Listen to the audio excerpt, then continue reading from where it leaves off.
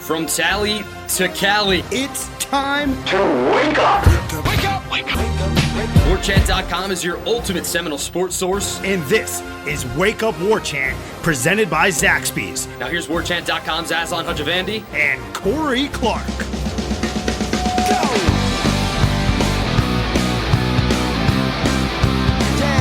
Wake up! What up, everybody? It is Wake Up War Chant presented by Zaxby's. We are coming to you from the Midtown offices today. Aslan and Corey in the house. Check out warchant.com, the ultimate Seminole sports source. Use the promo code WARCHANT30 for 30 free days of access to the website. If you're a student, email us from your student email address, support@warchant.com. You'll get a promo code for 12 months of access for $12. Go on there, leave your questions on the Renegade Express thread. I don't know what we're going to do, Corey. I'm thinking maybe we'll do some sort of live show, chat, YouTube thing on Thursday, and then we can just use that for a Friday podcast or something like that. But get your questions in. Give us a call as well, 850-792-5730. We'll integrate all that stuff into the podcast throughout the week. Also, programming note, tomorrow on Wednesday, we should have Phil Steele. He of Preseason Magazine preview fame join us on the show. Maybe get his outside thoughts on Florida State, maybe as well as the ACC. See if there's any way we can upend Clemson, or who he thinks will be second in the Atlantic, perhaps. Okay, all right, that would be interesting enough. How are you, man? I'm good, buddy. You look good right now, man. Like just ready to kill it out there, man. Okay, I appreciate that, man. Thank you. People, you obviously didn't see it, but Aslan gave me kind of an up down on looked at my all the way down to my shoes. That was something. Well, Felt a little objectified there, but I don't mind it. It was a good kind of a objectification. Strong man. What did you do for us on Monday on the website? Observations, right? We got lots of that. No, I wrote the little, after Taggart talked, I wrote a little update on Taggart, and then I wrote a story that will be up when you're listening to this about the freshman defensive backs. Okay. Getting some praise, some positive praise. All right. Although Harlan Barnett did point out again on Sunday, like, hey, they haven't put the pads on yet. But, yeah, they're a good group. Right. So we'll know more in a few days, few weeks. You know, there's a couple things I want to get to. I even wrote down notes and stuff, try to stay on course so I don't ramble for too long. But I as you guys are listening to this, it is kind of a wake-up war chant. It really is a wake up because I just took a nap. I just woke up from a nap. Mm-hmm. Posted the raw video from practice on Monday. I had to eliminate the audio, unfortunately, because the music was playing a little bit louder on Monday. But in any event, I did clip out a portion of it and tweet it to kind of tease the full length, over 35 minutes of content. Austin, the intern, out there filming the offense, also on the defense. We had pretty much literally every second of that practice covered. I have a lot of good things to say about the practice, but what caught me off guard kind of was I posted this clip on Twitter that they were doing blitz pickup, linebackers on running backs, and Dontavius is going up against Kalen LeBourne. First rep, Jackson gets the best of LeBourne and lets him know about it. He was kind of chirping a little bit as he's walking back to his side of the line of scrimmage. Second go around, LeBourne, stalls him out a little bit, but wrapped him up. Probably would have got flagged. I assume there would probably been what they would call holding in American football. And kind of claps it up like, yeah, D-Jack, what you want? Mm-hmm. And then on the third one, D-Jack just blazes right past him, just speed. And immediately removes his helmet and is like, lets him know, hey, man, you can't hold me, man. You can't hold me. I'm better than you, kind of a thing. I thought it was amusing. Like, not Joe Pesci getting angry in Goodfellas. What do you think? I'm a clown? Think I'm funny? Like, I thought it was amusing. Right. I'm like, good. Look at the competitive juices and the good jawing back and forth. And then I tweeted it, obviously, to let people know, hey, check this out. I think it's kind of funny. And then, dude, nobody seemed to have found any redeeming factor in the video. And I'm the negative skeptical guy, and I thought everybody would be like, oh, man, that's awesome, man, way to see all that. But, I mean, here's some of the replies. Holding by a running back, 15-yard penalty on the linebacker for taking off the helmet. Another person, right. All this spills over. Can't believe it's not being corrected. SMH, shaking my head. Last one I'll just say, it's little things. On every play I see holding, bad habits, it's definitely getting called on us. This is not the opening. I don't know. There's 10 of these things, and they're not. They saw the bad in it. It's a Rorschach test, right? It is. I guess. And it's a wounded fan base, skeptical fan base. And yeah, man, when you see, we've talked about it ad nauseum on here, but there are plenty of fans that always look in the negative, and I'm not saying those particular fans are doing that. But yeah, if you see a running back, he's blocking right in front of the head coach. The head coach is right there, and he wraps him up, looks to wrap him up. Now, I think that was after the play. I don't think in a real game. Yeah, he bear hugs him. Yeah, he bear hugs him. I think and they don't have pads. I mean, they had shoulder pads on, but they don't have pads on. I think in a real game, LeBourne's not tackling my man. He blocks him and then moves on. But in that one, he kind of wrapped him up and kind of gave him a little pushback. And then obviously, Dontavius isn't going to, anytime he beats a running back on a blitz, he's not going to take off his helmet and talk to him in the middle of a game. Yeah. I mean, he knows better than that. It's practice. And I think, I look at it, the Rorschach test is a good comparison, because I look at it and be like, yeah, man, that's the competition you have to have. Kalen has to get better doing that. Right. He has to. He's going up against, I don't know if he's their best linebacker, but certainly their most experienced. He's got to get better at blocking. And Jackson talking to him like that, Dontavius talking to him like that, it's got to raise his level. It's got to raise his competitive spirit. You need competition like that everywhere. The DBs and wide receivers say things to each other that you wouldn't say to your worst enemy when they go up against each other all the time. But it's not in a vitriolic, it's just competition. It's guys that have always been the best on any field they've ever been on. And one guy talks, the other guy's going to talk back. And I do think that, by and large, overall, that's a positive. That's a net positive to have that kind of competition. How did I just get a text from you as we're doing our podcast? You're a ninja, man. Did I really? You're a ninja. No, that was Ira. Oh, was it Ira? Yeah. Texting us on the group chat. Leave us alone. We're making magic over here, Ira. Stop crashing the show. You got your own show. Seminole Headlines, man. You got the Jeff Cameron Show on Mondays as well. Yeah, but anyhow, back to practice. I mean, I walk out of there feeling pretty good about things. I like the way things look. Ultimately, you and Ira spoke about this in your Monday observations in the video wrap-up that's on warchant.com, also on YouTube. Also, shout out to everybody on YouTube. Over 12,000 subscribers now on our YouTube page. It's completely free. Go ahead and subscribe to it if you could, please. It'll just alert you whenever there's a new, fresh video up there, as well as this podcast if you don't choose to download it from iTunes or anything like that. But thanks, everybody. We do really, truly appreciate that. I mean, I don't know. These are the sort of, these are very generic words, obviously, but efficient and functional is kind of what I take away after watching these practices. And again, we're only, Friday we got to watch the whole thing. You've seen every single practice so far. I've only seen Friday and then Monday, obviously, which was only 8 periods. But I don't mean to say that. It was great, a solid 8 periods. It was over 30 minutes we got to watch. It's just we didn't see them doing half the stuff they're doing now. And I feel like me, a novice, everything I see to me just seems like it makes more sense. I mean, in terms of like functional, I would only see when we were there last year, whether it was spring, whether it was preseason camp, IMG, week 1, week 8, it was like linebackers against trash cans. Just like working on your fits, working on what gap you're going to rush through, and, running backs in the meantime going underneath these little hurdles and getting hit with a pylon.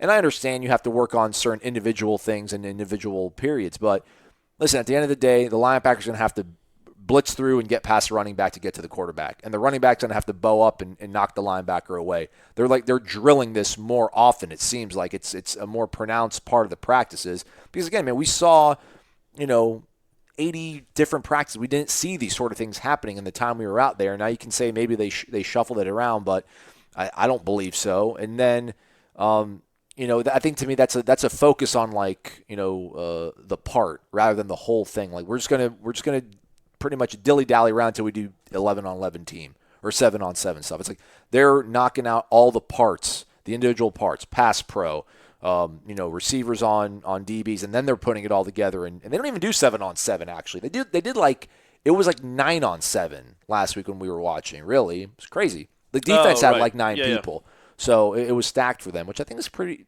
good, though. I think make it as tough as you can for the offense. It's like when people get ready to fight in the UFC or whatever, and they got to fight 3 rounds, 5 minutes, like they'll practice 5 rounds at 5 minutes. Some of them will do every minute they'll have a different fighter come in the cage to be fresh and make it that much more difficult. I think that was actually kind of a cool thing to see them do on Monday that I didn't mention, but was to go they had 9 defensive players out there against 7 offensive players. So I thought that was pretty cool. And then the other thing is, the null drill isn't happening anymore, and I think Ira, I shouldn't throw my guy under the bus, love Ira, was talking about the Knoll drill, a couple guys that had wins in it, but it's just one-on-one now. It's pure Oklahoma practically. It's Oklahoma with a ball carrier. Right. It's not just board drills, one guy versus one guy, but it's not that tri-level. Like it's not O lineman versus D lineman, linebacker versus fullback, and then receiver versus cornerback. It's just O lineman on D lineman. Then the next guy goes up, and then it's usually like it's another tight end going up against a linebacker. So like that is like, all right, man. Because in what game are you going to literally go through like all three levels of like you're going to go through your offensive lineman opens up the crease, and then you're following your fullback. He gets a guy blocked at the second level, and then at the third level your receiver's blocking 37 yards downfield and letting you go. It just doesn't happen all that often. So to see it seems more efficient, more functional. I've been pretty pleased with what I've seen so far. Yeah, and it's just 4 days, and there's no they put on the pads, all the pads. Later on today, as you're listening to this, on Tuesday, that'll be their first full pad practice. So, again, everything we see, we understand it's early August. Yeah. Like we got more than we got 3.5 weeks until that game is played, or 4.5. Was it 3.5? Yeah. I can't do math real quick. So August 31st, folks. So just subtract whatever today is from 31. That's how many days we have left. But yeah, man, I think that I have been encouraged by that. I have been encouraged that it just feels a little different. It just feels a little different. We don't know what kind of impact it will have once the season starts, but you have to think if you practice better, you're going to play better. That's kind of how life is in every walk of life, in everything, in every endeavor. You practice better, you do things better. So you hope that carries over to the games. Hey, let's take a quick break. We'll be right back after this. It's Wake Up War Chant presented by Zaxby's. Unlike fanny packs, bowl cuts, and troll dolls, the sensation is back, only at Zaxby's. The Sensation Salad and the new Sensation Filet Sandwich features hand-breaded chicken, Asian slaw, wonton strips, and citrus vinaigrette, and both are served with an egg roll. The Sensation Salad and the new Sensation Filet Sandwich meal for a limited time only at Zaxby's. And skip the line when you order ahead on the Zaxby's app or on Zaxby's.com. Welcome back. As Corey said, we're about a week and a half away from football season starting. It's Wake Up War Chant presented by Zaxby's. If you're not going to the Boise State game, I recommend going and getting there a day early. There will be the Spears and Cheers kickoff party Friday night, August 30th at Jacksonville Beach at Surfer the Bar. We'll all be there. And my lawyer, and I say that with much Your defense attorney? Yeah, pretension and ostentatiousness. Apparently listens to the show every single day, which I didn't really believe him. But we were at the bachelor party on Friday. I was mentioning he's asking me about the team, and I'm mentioning a couple things. Like, I know. He's like, I heard that. And he's like, tell me what you're not saying on air. And I'm like, well, I'm telling you guys everything pretty much. You don't hold anything back. So now I'm like, hey, did you? I said the story the other day about so-and-so. He's like, I know, dude. He's like, I listened to it. I heard everything. But he was telling me that apparently somebody got attacked by a shark on Jacksonville Beach and then went and sought refuge when he got back on shore at Surfer the Bar. And I guess his arm got bit into pretty bad, and just wrapped his arm around and just got hammered and just lived to tell the battle story of beating a shark. He got bitten by a shark, yeah, and then didn't go to the hospital. He just went to the bar. Apparently not. That's Jacksonville, right? I told him in a nutshell, that's Jacksonville. I told him, listen, I might not be. All I know is it involved a shark attack and then going to the Surfer the Bar and celebrating afterwards. I'm like, I'm not going to look this up. I'm just going to say that my friend told me this. He's like, go ahead. He's like, sounds it's a true thing. It sounds true. Yeah. Apparently, it's right on the beach too. That bar that we're going to. I didn't realize that. I thought it was going to be more downtown, but it's right on that beach, baby. It's going to be fun. Good times. It is. So check that out. We'll get to see our first sunset on the beach together. I can't wait, man. It's going to be. Well, something. actually, maybe. Are you not going to IMG? No. Because maybe we could snuck away to Siesta Key, and just kind of relaxed. Yeah, no, it's going to be you and I, dog. Maybe had a Miami Vice or something. You and I, pod. Go to Seminoles.com/kickoff 2019. That's Seminoles.com/kickoff 2019 to get tickets to that event. Also, belated shout out to all the children out there who started school on Monday. Our number one, sort of driving force of our existence here. Brady Clark starting middle school. Brady Clark, 6th grade, in the books. First day's in the books. As we record this, I haven't talked to him yet to see how it went, but I'm excited to see. Man, it's crazy. It's crazy, Aslan. It's crazy. That kid's in the 6th grade. Yeah, it's in the 6th grade. I know, man. My buddy. So we had the bachelor party thing on Friday, and we were talking about the last time we all got together for a really big bachelor party. His baby mama was pregnant, and then now his kid's going to be in 5th grade. I'm like, golly, that seems like that bachelor party in New York City was like 2 years ago. Now you're starting in 5th grade, man. Crazy how time flies. All right, back to practice observations. Here's another thing I wrote down, Corey. I'm the guy that parses Did you words have a girlfriend too much. in the 6th grade? Yes. Were you into girls? Yes. Like, I think late in my 6th grade year, Lori Davis and I became boyfriend and girlfriend. Okay. And we did Spin the Bottle. Ooh. And that's a good memory for me. Yeah. It was fun. It was, your first time you kissing a girl, and it was fun. It was at a party. And then now I think about it 33 years later, and I'm just horrified. Like, when is Brady going to go to his first girl-boy party, and what's going to happen? What's going to be on crush it. Snapchat or Instagram, whatever. I'm not ready for him to go be thinking the things and doing the things I was doing in middle school. I'm not ready to think about my little boy, my baby boy doing that. Anyway. Brady, you're a Clark, man. You live life. Absolutely. Go after these experiences, man. Yep. And savor them. I'm the guy that obviously always parses the words from the press conferences. It's a terrible flaw of mine. It's probably not going to get any better. But I was kind of thinking about this because you always hear coaches talk about, we got to work on our consistency. And I wonder how much of that is like coach speak for we just don't have enough special guys. What started making me think about this was there were so many guys who had really good moments in the practice on Monday, but they were subsequently kind of neutralized by not good moments. And that happens to everybody, right? Like no one goes through an entire practice and just kills it. But like D-Jack had a really good job in blitz, blitz drills or whatever. But earlier in the day he got put on his back by Gabe Neighbors. There were several guys who just had really, like Amari Gaynor, dude, Mark Snyder was fanboying over Amari Gaynor, just like gushing over him, like looking at him the way a girl's going to look at Brady here in probably 30 to 45 days. But then like Amari Gaynor during blitz drill, like just got stood up by, a freshman. Mm-hmm. But he's also a redshirt freshman. So this is not a criticism sort of thing, just kind of an observation that I was making. It's just that, like, people give us grief for hyping up Brian Burns last year. But, man, I'm telling you, there was that day at IMG, and then pretty much every day, like, dude, when Brian Burns did reps on other guys, he beat them. I mean, it was like every time. It just seemed like every time. And he's a first-round pick in the NFL. And this always goes to Corey's point about just, the talent of Florida State just isn't what it was in that nice little bubble stretch there that Jimbo had rolling. But these guys are young, guys like Amari. But I do wonder, I mean, how, I don't want to say maddening, but I just think that there's a lot of talent on that roster. Again, I never thought it was a 5-win roster in 2018. It's just frustrating to think that, like, one of the guys like Stanford Samuels got beat by Warren Thompson in the Oklahoma drill sort of thing, got, pushed around by a freshman. He's a draft-eligible cornerback.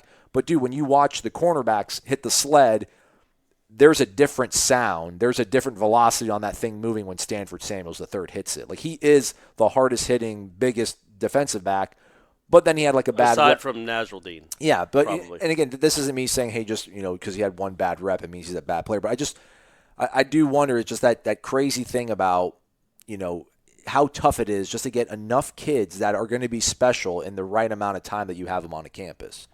Like Amari Gaynor's going to probably be killing it in 2020. Yeah. Maybe 2021. But, then a guy like Samuels is no longer going to be around. Marvin Wilson won't be around. I just do wonder if they have enough time to develop enough consistency with these kids to make a really big time jump. But that was the kind of thing that I noticed and juxtaposed against. We hear consistency. I wonder if that is just like a way for them to be like, listen, we just don't have guys that are always killing it. Yeah, but not everybody does. I was going to say, who does? I mean, are there? Well, how many do you need? That's my thing. Like, I think you need like 4 on each side of the ball, maybe. To be automatic, like great, or like, I mean, nobody. The best player that's played here since I've been covering him was a quarterback that threw like 17 interceptions one year. Like, nobody's perfect. Right. So in practice, they're going to make mistakes too, especially the first week of practice. I think you have, I think on defense, 23. I think Levante he's a good player. Mm-hmm. I think last year he was hurt. I think that's a guy you can count on. Obviously, 21 you can count on. Dontavius maybe. And then who's going to be the other person that becomes that guy? You know what I mean? Stanford Samuels maybe. You said 23. Do you mean 21? No, I mean Nasruddin. Nasruddin. I think he's a guy you can count on. You know what you're going to get out of him. You know what you're going to get out of Marvin. You know what you're going to get out of Jackson. Everybody else for the in Taylor. I don't know you know anything else. On the other side of the ball, man, it's up front. Who knows?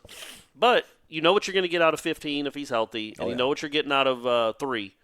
I think we think 4 is going to be really good. Kalen's going to be could be a pretty special linebacker. In 20, Helton's still my guy. I mean, you watch that guy. He dropped the ball though. He did drop the ball, and he wasn't. But I mean, that's it to happens, your point. man. Yeah. But that's to your point. In fact, somebody had just dropped a ball. I can't remember who it was. Had just dropped a pass, and he's Keith like, Gavin did. he's like, no, it wasn't Gavin. He did, but it was another person that Helton yelled at. Like, come on, man, lock in, which was good to see. Yeah. You want that kind of leader, especially from a true sophomore. And then 30 seconds later, he dropped one. But still, I liked that there is some accountability. He actually did that yesterday with another player. A kid had a bad rep or maybe 2 bad reps, and he yelled at him and pointed at his head and said, "It's all right here, man. Get right." Get right, like scream. Helton did that. Yeah. That's another reason why I think that guy is going to be something special, because it's not just what he does on the field. He really does seem to be taking an active role as a leader. So that's good to see. But yeah, I think you got 4 or 5 guys on. They're just maybe not as proven on offense, maybe other than Terry and Akers, that you know for sure what you're going to get. But I mean, again, the talent's there. I don't know how many you need to be awesome all the time. How many truly special guys you need to be an 8-win team? You don't need that many. You don't. I mean, I remember was it 2008? So I was trying to think of an 8-win team around here. I think they won 8 games. Ponder's first year as a quarterback. They didn't have a ton of special guys on that team. I'm trying to think of any that they had. Ponder was just okay. Dakota Watson on that team? Dakota Watson might have been on that team. Yeah, he definitely was on that team. I think it was before Greg Reed's first year. So anyway, they were 9 wins, 9-win team. 9-win team, but they didn't have a ton of special. When you look at that roster, you're not wowed by it. Nigel Bradham might have been the best player on that team, and then I know he's turned into a really good NFL player. Anton, Preston Parker, but Rodney Hudson. Rodney Hudson's probably the best player on that team. Yeah, Anton wasn't anything for Florida State. Yeah, no, he's a much better pro than he was in college. Yeah. Well, he played. He had a nice little career with the Falcons. But so you look at that. Preston Parker was a pretty good player when he stayed out of trouble. But nothing on that roster. Like, you look at that roster. Right. And I know the ACC is different. It's a decade later. But you look at that 2008 roster and you look at this roster. Other than the line, because you did have Hudson and you did have McMahon and you had a couple other guys. But Hudson was just a sophomore. So was McMahon. So I think you could look at that and say, okay, if that's a 9-win team, this certainly has the talent to be an 8 or 9-win team. I think this roster has a few more special guys than that roster did. Yeah, for sure. Did you look at it? Who was on there? Any names pop out? You had Bradham and Hudson. Kendall Smith. No, talking about guys that special. Yeah. No, man. I mean, Everett Brown. I mean, close. Yeah. He was good, man. He was a good player. Graham Gano. Yeah, actually, yeah. That year he was. Yeah. Tony Carter. He was solid. Yeah. I mean, special. Yeah. I mean, again, yeah. Beauty's in the eye of the beholder, or whatever. Ponder turned out to be good. Yeah. But he wasn't. I'm just saying that year he wasn't. I think he threw for over 200 yards in one game. Yeah.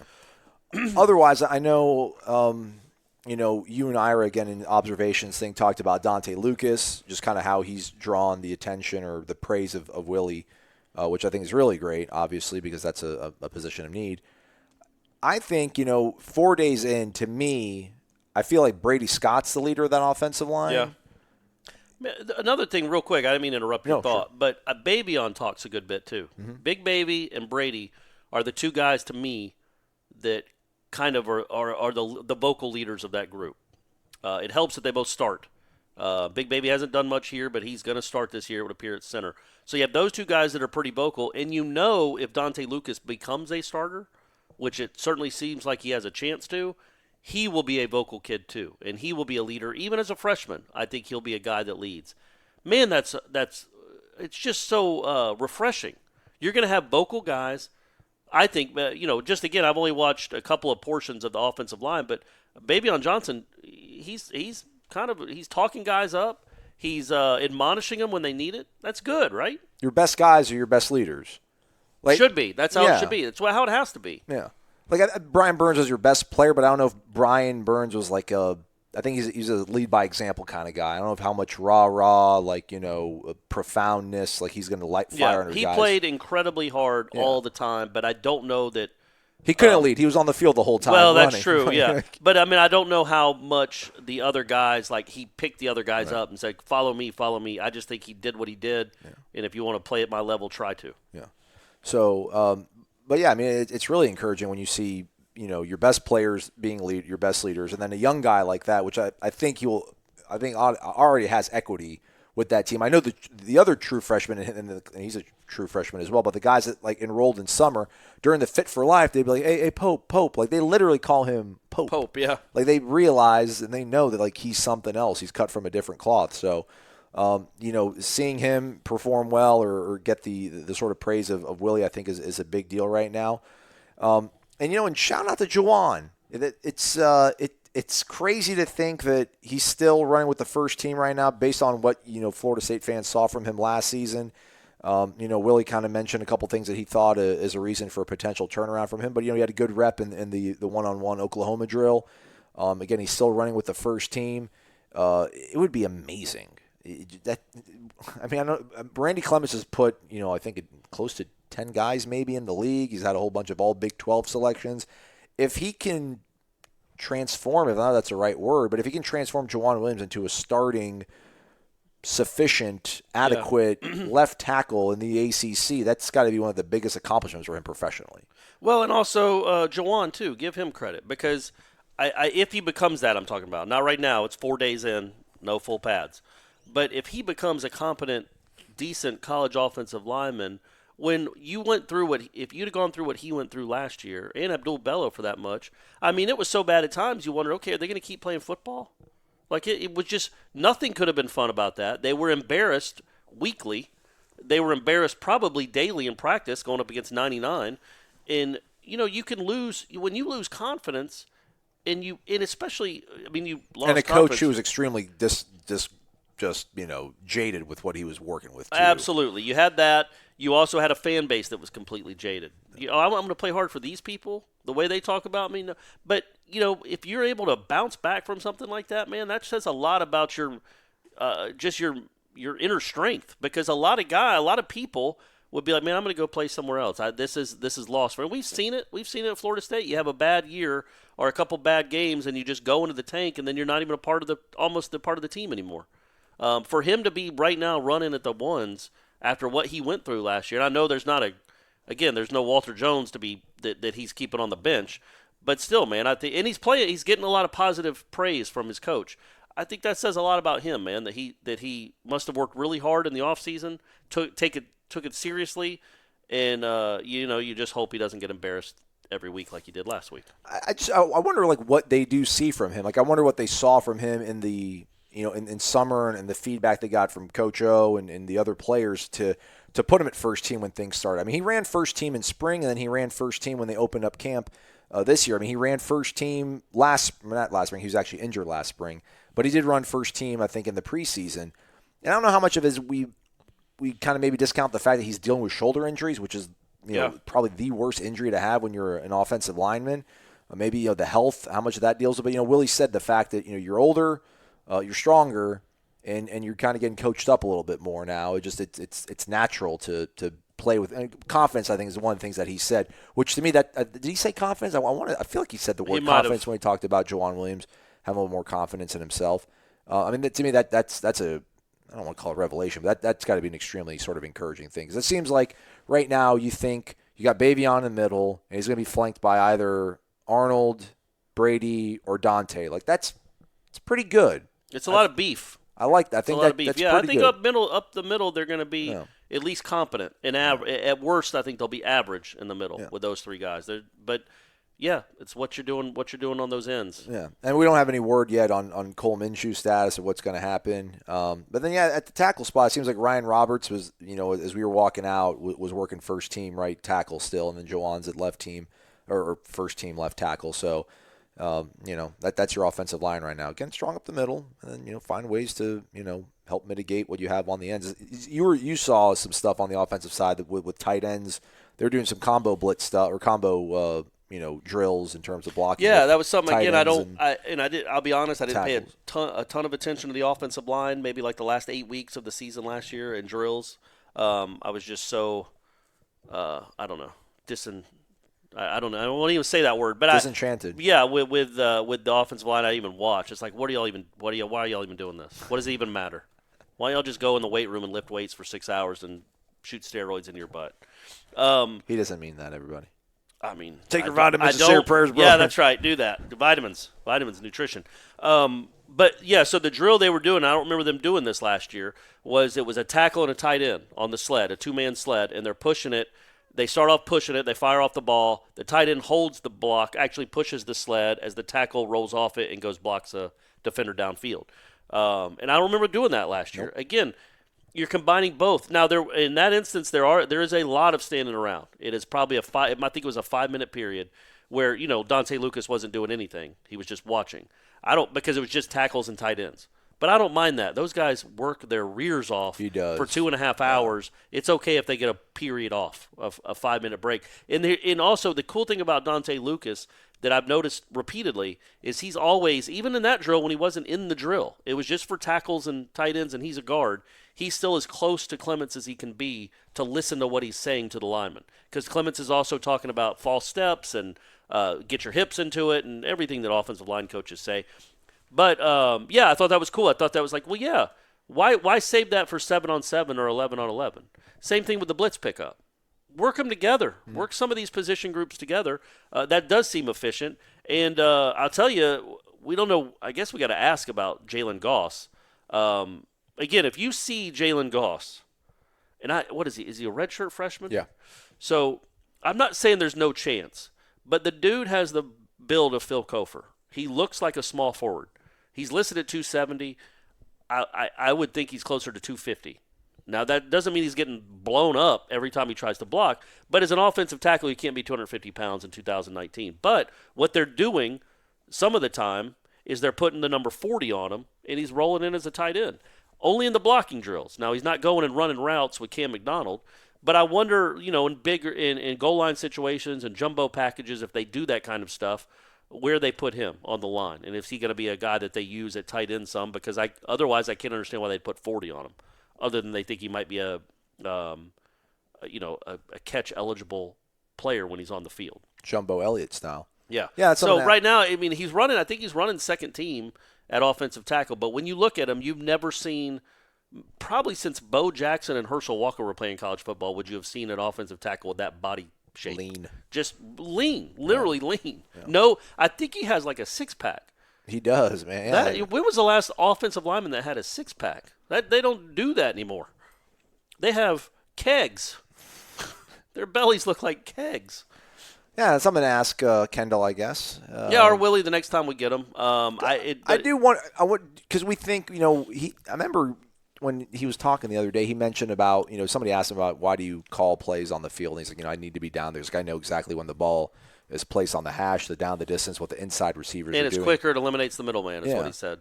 But he mentioned the inside wide receivers. So, I wonder if there's tight ends are kind of quasi inside receivers if you think about it to a certain degree. And that was one of the the grumps I had, or the criticism last year, just as bad as the offensive line was, there was never any sort of, all right, let's try to do something with two tight ends. Let's just try something to kind of bolster. There wasn't that option. There wasn't that break glass in case of emergency thing that they were going after. So I do wonder what Kendall has vision-wise of utilizing tight ends beyond just being pass catchers. I'm not saying they're going to go under center and go wishbone or anything crazy like that. I think everything, they're exclusively shotgun. But to your point, if they get goal line and, get two tight ends, run a little stretch zone play, let Cam get outside. Let him be the fullback. Let Jalen Goss be the fullback. Yeah. So 6'7". You see a lot of 6'7" ball carriers. Yeah, he is 6'7". That's the thing. People hear 260. We're like, well, that's not that bad. I was like, well, he's 6'7". He's 6'7". It's lean. It's a different looking body for guys in that position group. But yeah, I was going to say, Kendall, when you look back at his record, just as an offensive coordinator, he's never had a tight end that caught a ton of balls and had a ton of yards. Usually around 400 or so, or 300. I'm really interested in Cam McDonald. How he's going to be used, if he's going to be used at all this year. They were really paying close attention to him and McKitty in those blocking drills because both those guys need to become better blockers, obviously. But yeah, I'm just really intrigued by him because McKitty, I think we both agree, is a really good athlete for his size. But when you watch Cam McDonald run against Trey McKitty running, it's like me running against Ira. I mean, and that's no offense to Trey McKitty. He's a bigger dude. McDonald looks like a wide receiver. So I wonder I just wonder how he's going to be incorporated in the future. If they're really going to be playing the same position, if he gets moved out to wide receiver, or if like McKitty's more of a, I don't know, a guy you throw 8-yard passes to, or 3rd and 4, you go to him in the middle of the field, but McDonald's more of a big play threat. I don't know. Different dudes, same position. All right. Yeah, that about wraps up what we saw. I was hanging out the defense a lot more. I'll probably watch the offense when we get out to practice on Tuesday. Yeah, just it's another early one. Yeah, earlier even than today. Yeah. Just a lot of reps, man. A lot of reps being done, and they're constantly going back and forth, and there's a lot of engagement. To your point, you mentioned on Monday, Mark Schneider. My concern about them, coaching, quote, a man down was that during spring, I didn't see a lot of Mark Schneider. No, it's different for sure. But, he was, he's got the outside linebackers. I mean, those are his guys, the defensive end / outside linebackers. Raymond Woody's got the interior guys. And it makes sense with Odell. He's not really coaching defensive ends. He's still just coaching the guys he was going to coach anyway. Yeah, so there you go, Aslan. Sleep better at night. A couple things before we go. Some shout-outs. This guy, Josh K., sent us an email. Is it Josh Kane? No, Josh K. Emailed us like 2 weeks ago, probably, this manifesto thing on first-year coaches and how their first year, how that kind of projects at how they do later on in their careers or whatever at their stops. I'm not going to go into it all, but he put a lot of work into it. It was pretty impressive. Something about his wife was at a bachelorette party in Austin. He found himself by himself, did some research. And all right. Hashed out this manifesto. So, Josh, if what you put in your email proves out to be right, just email us. Those are the types of manifestos we're good with. Good ones. As a country. Correct. We're good with those we manifestos. Like we can endorse these ones, too. First-year coach manifestos, we're perfectly on board with those. Research project. How about that? There you go. Manifesto is probably not a good word choice in these day and age, unfortunately, that we live in. But yeah, your research project did not fall on deaf ears. I'll remember it, and you can do your victory lap if you're right here in a few years. And then there are Corey on YouTube, Corey without an E. I mean, get better, buddy. Said he saw Ira at the Satchmo Festival in New Orleans. Yeah. And I asked Ira, I'm like, were you at the Satchmo Yeah. Festival? He's like, yeah. He's like, well, how did you know? I'm like, well, some guy, Corey on YouTube, said he saw you there. But he didn't go up to him. Don't be afraid of Ira. Go up to him, man. He was with his wife on his 20th anniversary. You know how cool that would have been like? There's no reason to ever approach Ira in public. Oh, stop. He's just going to say, oh, hey, nice to meet you, and then keep walking. I'll engage. I'll ask you where you're from. I'll ask you your name. Do you have golden tickets on you? Maybe if you had a golden ticket, you could give them to Corey on YouTube. Maybe Corey on YouTube's not a subscriber, and he could have used the golden ticket. To what? Subscribe to War Chant? Yeah. Do we give those out? I thought, maybe you weren't there this last time. We did the War Chant report stuff with Jeff Cameron a few weeks ago. Oh, all right. Yeah, you weren't there that time. So Ira's got a stack of them. But yeah, if you see Ira, go up to him. He's got these. I mean, literally, he's got these tickets. I think they'll give you maybe 6 free months. Oh. Well, then never mind. Go to Ira at all times. Harass him. Tell him how much you like me. Yeah. Also, I want to start something called the Umbrage Games. Would you be on that? I shouldn't do this. So you're taking umbrage with something? Taking umbrage with something. I shouldn't do this, but as I saw Corey from YouTube mention that comment, somebody else got upset that I'm not going to say the guy's name, that we talked about Last Chance U on a program last week. Just kind of like, hey, wait, like, what about you idiots talking about? Why would you talk about Last Chance U? Like, do you ever open a podcast and not read the item description? Like, I listen to Russillo's podcast all the time. But I still see what he's going to talk about before I play the thing to see whether or not really, like, how urgently I want to get into the podcast. Yeah, well, I mean, usually the podcasts I listen to are just interviews with people, so I don't know what they talk about at the 12-minute mark, but I know who they're talking to. Right. And you're interested in that person. So even if you listen to this and say you're only interested in Florida State sports, which I get, that's why you would listen to this, it's not like we just all of a sudden in the middle of the show started talking about Last Chance U for 12 minutes. Right. We gave multiple warnings, said this is all we're talking about. Yeah. If you don't want to listen to this, turn it off. It's not like those 12 minutes were going to be spent talking about Willie Taggart. We were done with the show if we hadn't talked about those 12 minutes of Last Chance U. Yeah. So grow up. Well, this also kind of dovetails into the review thing. We were talking about, my friends and I were talking about this, as we were Ubering back and forth for these bachelor parties and stuff. Like, why? And I'm fine. Like, it doesn't affect my salary. Like, I'm sometimes I'm a little stringent on reviews. Like, I'm not a Yelper or anything. I don't leave Yelp reviews. But on Uber, like, I feel bad. Like, I'll always leave a 5-star review. I bought a brand new car earlier this year. And, basically the salesman begged me. He's like, listen, you have to put 10 out of 10 on everything. He's like, if you give me a 9 on anything, I won't get my bonus on the sale. So please give me a 10 on 10. You believe that? I'm not sure I believe that. No, it is. I mean, all right. Mercedes Mike, my buddy who works for Mercedes, same thing for their dealers. If they don't get a 10 out of 10 on every single thing, like they'll get some of their bonus, but they won't get 100% of their bonus. Right. But, as I'm filling the thing out, I'm like, you know what, man? I'm like, you weren't 10 out of 10 on this, man. Yeah. Like, my car, when they pulled it up, it had like a half a tank of gas in it. And they're supposed to give you a full tank of gas when you buy the car. I'm like, hey, man, you got to put the tank. He's like, all right. So it took me like 30 more minutes to get my car. And I'm like, okay, I feel like you're like Uber. Like, we give everybody a 5 out of 5. But like the car we were in was so gross and dirty. I'm like, why should we give this guy 5 out of 5 and give him a good review so that he gets more drivers to pick people up? And they're going to be uncomfortable in that.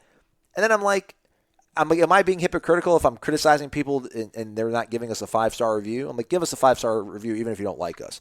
But like, what's the harm in giving a 5-star review to a podcast? Nothing. But like, we don't get any extra money for those 5-star reviews. But like, I don't want to enable bad Uber drivers or bad food delivery service places. Oh, but yeah, you're not enabling me though by giving us a 5-star if you don't believe in us. Man, we were in. Believe in us. We went to when we were in Cleveland. We went to this restaurant right on the water. It was a great restaurant, and we had the worst server you could possibly imagine. Yeah. And so, I mean, it was just she would literally put the food down and take off before we could say, "Hey, can we get some ketchup?" And she was gone. Or she'd put our beers down and we wouldn't even take our order. She'd go and take off. Like, she just had no interest in wanting to be there or serve us. So I gave her like a 9% tip. I was like, hey, man, I'm sorry. Oh, you're one of those people that goes out and thinks they should be served and waited on, huh? Yeah, I know. So I was like, man, okay, so the bill was, because it was me, Stephanie, and Brady, I don't know, it was probably like $75 or $80. And I'm like, I'm not going to tip her $16 just because society tells me that's the going rate. She didn't earn it. She earned about $7. And she did apologize. Like, I'm so sorry it's been backed up, which wasn't true. But then she still kept being terrible. And she was terrible with the other people, too. Anyway, so I was like, yeah, no, I'm just going to give her, I gave her like $9. And then, but usually I tip 30. If they're good, I'll tip 30 or 35. I don't care. I'm like Daddy Warbucks over here, man. I'm I'm just making it rain everywhere. But when you're terrible, I'm not going to reward you. And then how else do you learn otherwise? It's like Kalen with the picking up the blitz. How are you going to learn unless Dontavius takes off his helmet and mocks you? And then I gave an Uber driver a 2-star maybe a month ago. Oh, we were talking about that. I don't think I've ever given an Uber driver. I think I've only given maybe one. I think I gave one Uber driver. No, I didn't, because I wasn't even able to review him because he didn't pick me up. He left me a bad review. No, to your point. Sorry. I've always given 5 stars. No, so I do too, and I usually tip. This guy picked us up from a bar. It was late. The music was blaring. All bad words. Didn't say anything to us. Wouldn't turn it down. Knock If Your Buck was the plan? Essentially. And the car wasn't clean, but it wasn't just that. It was just and like, it's you, Brady, and Stephanie. No, it's just me and Stephanie. Okay. But who picks up a couple and then doesn't say, hey, how you doing? Which is fine, I guess. He's got a job. But just won't – the volume is – it's the music he listens to. He's not going to adjust, and it's going to be as loud as he wants it to be. Ugh. I'm giving you a ride. I'm not going to say a word. I'm going to pull up to your driveway. After I miss it, turn back around and just sit there and not even say, okay, have a good night. Just sit there. I'm like, you know what? 2 stars, no tip. And then I wrote a little description, too. Oh, man. I don't ever do that. I've probably taken 50 Uber rides in my life. I've given 49 5 stars. Did you ask the person to turn the music down at any point, or are you just like, I'm not even going No, to I made fun of it. I made fun of how loud it was, and that didn't okay. matter. Yeah, well, it kind of, I would feel a little bit uncomfortable. I was like, hey, man, can you please turn the music down? Because then it kind of creates maybe some tension. Right. But if you make an offhand thing like, I can't even hear myself think right now. I don't know what kind of day he's having or night at that point. Good point. I'm not trying to anger people while I'm in the car. He might have a manifesto. He might. Exactly right. So I waited till we got into the safety of the house, and then, I didn't leave him a great review. Gotcha. Anyway, there you go, folks. If you don't like Last Chance U Talk, I know you're going to love Uber Talk. We'll be back with Chernobyl tomorrow. Leave your questions on the Travel Council. Give us a call, 850-792-5730. And do check out War Chant. So much content from Gene, Ira, Corey, Austin the intern, and a little bit from myself as well. Thanks for listening. We'll catch up with you all tomorrow. Have a great one, everybody. WarChant.com is the ultimate inside source for FSU football and recruiting. And now you can get in on the action for free for an entire month. WarChant.com is offering a risk-free 30-day trial subscription. Get full access to the #1 website covering the Seminoles just by entering the promo code WarChant30. That's WarChant30. Sign up and get in on the world's most active FSU message boards. Receive breaking news, stories from our award-winning staff, plus get exclusive interviews and videos. Just enter the promo code WarChant30. WarChant.com, your ultimate Seminole sports source.